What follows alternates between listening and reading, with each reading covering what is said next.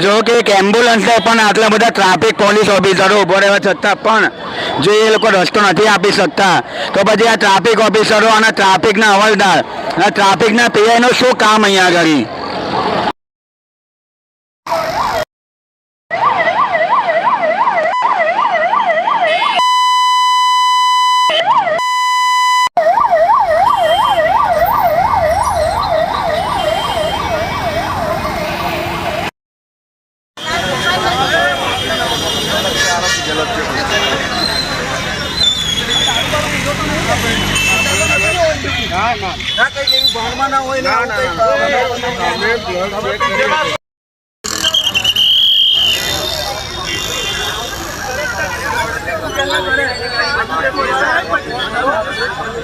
માંથી ફોન કરશે ને એટલે આવશે.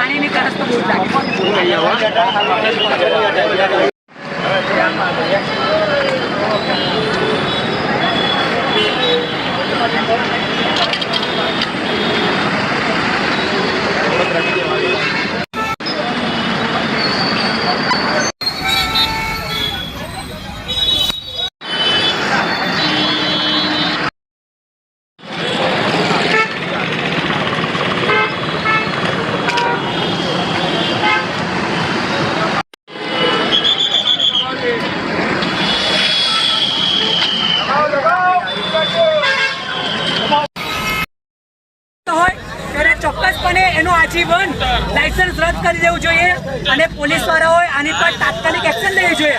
અને જ્યારે એવું ખબર પડી છે કોની ગાડી છે રવાના કરે ને બાગ છે લગભગ બાગ નહીં સામાન બે ગાડી પોલીસ દ્વારા પરંતુ આજે વારંવાર પ્રતિબંધ કરવામાં આવે છે. સાથે આ લોકોને તો મજાક જ લાગી જાય છે. ગાડીઓ દોડાવતા હોય છે અને તેવામાં એક મોટો બનાવ જે છે એલએનટી સર્કલ પાસે બન્યો છે. વડોદરા શહેરમાં આવેલ ભુરા સર્કલ પાસે હાલમાં જે કહેવાય છે કે જીએસઆરટીસીની બસ દ્વારા જે કહેવાય છે કે 2 થી 3 જણની ઈજા થઈ છે અને જે કહેવાય છે કે હાલમાં 3 થી 4 ગાડીઓને નુકસાન થયું. એટલે ખાસ કરીને અમે અવારનવાર રજૂઆત કરી છે કે ભાઈ આ જગ્યા ઉપર બ્રિજની અમે માંગણી કરી છે. બ્રિજ મંજૂર પણ થઈ ગયો છે અને પૂર્વ સ્ટેન્ડિંગ ચેરમેને જે કહેવાય છે કે બ્રિજની બજેટની અંદર સમાવેશ કરી અને બ્રિજને મંજૂર પણ કર્યો છે, પરંતુ ખાતમુહૂર્ત ને ખાતામુહૂર્તની રાહ જોવાતી હોય તેમ લાગી રહ્યો છે. અમારા પર અવારનવાર જ્યારે અહીંયા ગાડી કેસ પણ થયા છે, સાથે સાથે અમારે જે આંદોલન પણ કરવા પડે છે. એટલે ખાસ કરીને અમારી વારંવાર માંગણી છે કે જે ઉડા સર્કલ પાસે જે વેલેન્ટી સર્કલ છે ત્યાં ગાડી બ્રિજની માંગણી કરી છે તે બ્રિજની વહેલામાં વહેલી તકે મંજૂરી મળવામાં આવે, ખાસ કરીને ખાતમુહૂર્ત ને ખાતામુહૂર્ત કરવામાં આવે એવી પણ અમારી માંગ છે.